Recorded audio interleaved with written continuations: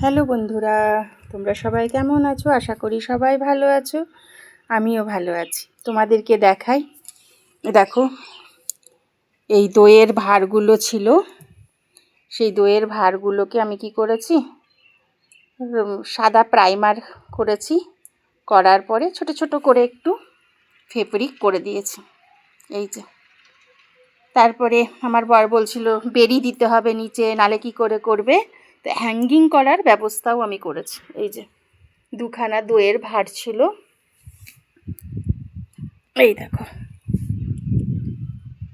দুখানা দইয়ের ভাঁড় ছিল, দুখানা দইয়ের ভাঁড়কে দিয়ে সাদা প্রাইমার মেরে একটুখানি ফেব্রিক করে দিয়েছি, উপরে এই গাছগুলোকেও লাগিয়ে দিয়েছি। এই দেখো কেমন হয়েছে জানিও, হ্যাঙ্গিং করে দিলে আরও সুন্দর লাগবে দেখতে। থ্যাংক ইউ বন্ধুরা।